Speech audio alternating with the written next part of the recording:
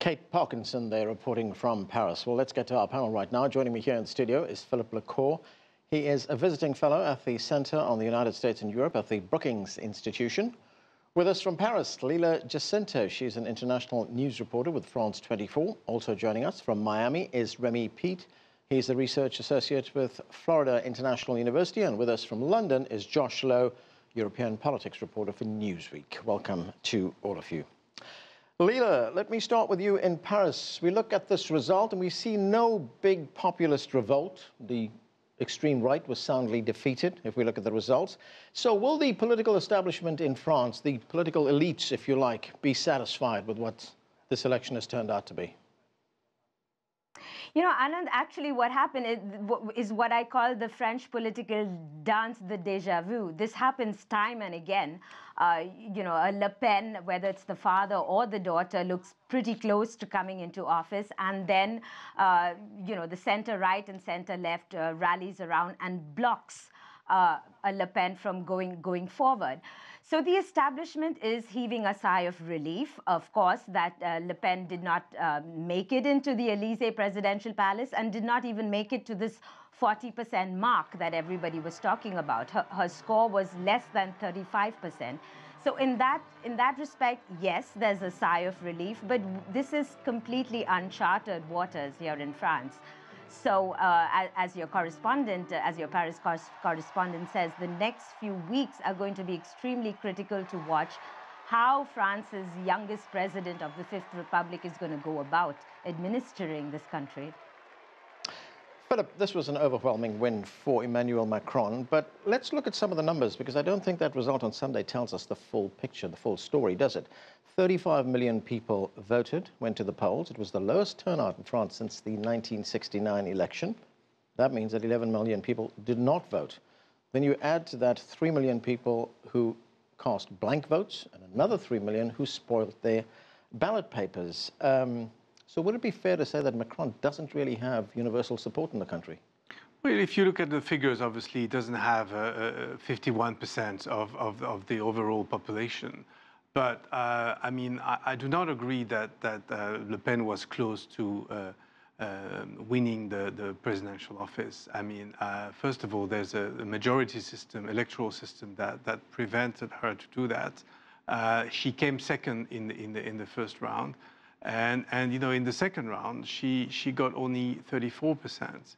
And if you look at the electoral map as well of France, you see a very divided country between the northeast and the northeast, which voted vastly for the National Front candidate, and the Atlantic front and the big cities on the west part of France voted for Macron.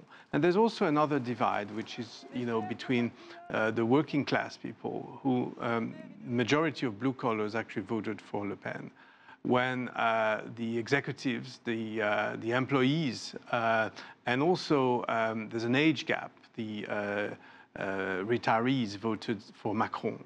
They were scared of Le Pen, which is kind of strange. You know, you would have thought the more conservative would vote. But she has scared people off in many ways. She's an unknown quantity, that I agree with. As for Macron, he's more well known in the sense that he's been a minister. People are not so scared of somebody who, you know, who's been in office. But his political base is not so strong. His party is only a year old. He has about 300,000 members, which is not bad for a new party. But they don't have any elected official. There is no En Marche MP or senator or mayor or whatever. They've got to build everything from scratch. And you know, whether he can make it to the legislative election in June to win an overall majority is a big question mark. Right, let's bring in Josh from London. And Josh, as Philip points out here, Emmanuel Macron does not have a single member in Parliament from his party. So what are the major challenges he will face after he's sworn in on Sunday? Well, the first one, as we've pointed out, is indeed getting that majority in Parliament. It'll be very interesting there to see what members of the centre-right Republicans do, whether he can persuade any of them to cross the floor and support his candidacy. We hear rumours flying back and forth on both sides there. After that, once he's actually in government, the real domestic challenge is to do with reforming the labour market, and as you mentioned in your introduction, he will have opposition there from trade unions, and it really does depend on him commanding a strong majority to be able to push that through. Overseas, he's very keen to see strong reforms in the Eurozone, much more cooperation between Eurozone countries, shared Eurozone budgets, other ambitious projects like that. Whether he can command the support overseas, whether he can do battle with Mrs. Merkel in Germany or whoever her successor is after the September election. These are all open questions at this point. Remi, as we see, there's opposition to Emmanuel Macron coming, of course, from the right wing, from those people who supported Marine Le Pen, but there's also opposition coming from the trades unions in France. As we mentioned in our introduction, we saw those demonstrations that are already taking place in France, even before Macron is sworn in as president.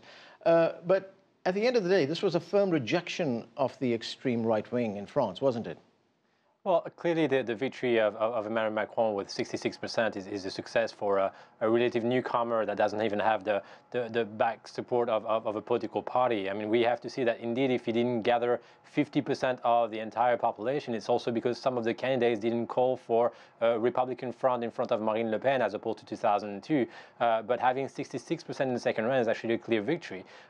Here now the next steps is that we have to understand that we're still at half time of the electoral schedule right now, and we are facing general election next month. The next steps are going to be very important for Emmanuel Macron. He's already started saying that he will have inside his government 50% of the ministers coming from the civil society, so not traditional politicians, and trying to change the key figures of politics today. And he's trying to show that he's actually representing a real change in French politics.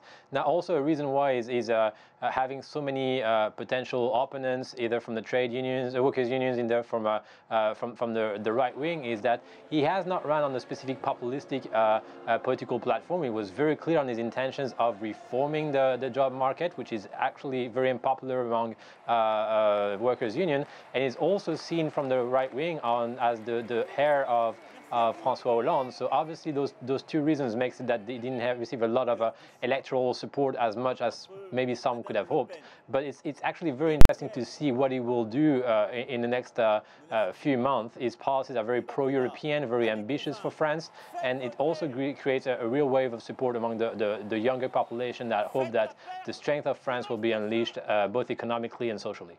Right, and Leela, looking at what Macron will be doing over the next few months, here we had an election that was fought over some pretty emotional issues of race, immigration, law and order, national security.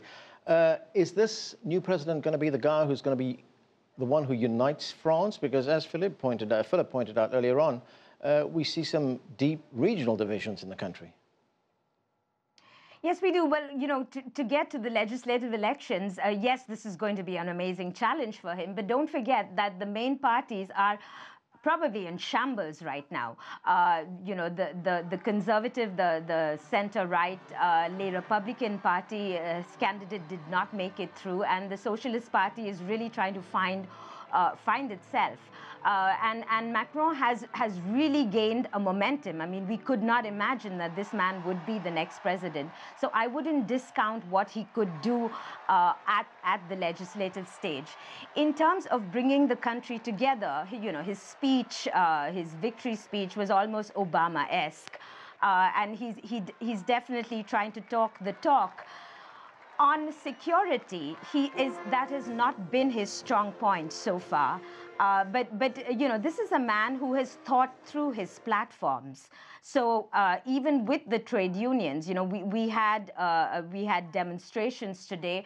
This is a hard right union, the CGT movement, which you would expect to come out on the streets, but not the sort of turnout that Paris. So I do think that it could well be that, you know, a lot of the French people will possibly give Macron a chance. Philip, if we look at Emmanuel Macron, he seems to be the product, a classic product of the French political establishment. He went to the very elite schools, Sciences Politiques, ENA. These are schools that have produced a generation of French leaders, well, more than a generation of French leaders, impeccable credentials for a French leader.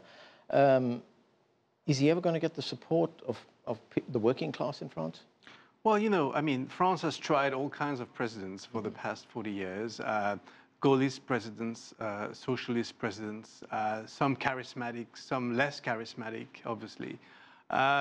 This man, he's the hope of a generation at his youthful age and with very little political actions behind him. I mean, he was a minister for economics for just 2 years. The Macron bill... in the socialist government. In the socialist government. Oh, yeah. So, I mean, I've hosted him here in Washington, so I was lucky enough to talk to him for a few hours. He has very strong ideas about Europe. That's no doubt about it. And on reforming France, the economy of France and the social structure. So he does have this background, which you described. But, if you look at the debates, the between two rounds debate with Marine Le Pen, I mean, on one hand, you had somebody who completely lost and was looking into her files for answers and got confused with names, and was attacking him constantly. On the other hand, you had him, who was obviously very well prepared. So it may help to have been to those schools. Yeah. But that's kind of besides the point. I think, for all the young people in France who do want to look forward to a more dynamic, pro-growth France, who want to be able to be entrepreneurs, not just civil servants, who want a pro-business country, a welcoming France, I think, he represents that. He gives a good name to France. Not that he didn't have a good name, but in a way, many people don't understand the way the system works, and the state, the role of the state particularly is seen as too strong, and there are too many civil servants, and he's happy to cut some of these positions, mainly by not replacing those who will be retiring.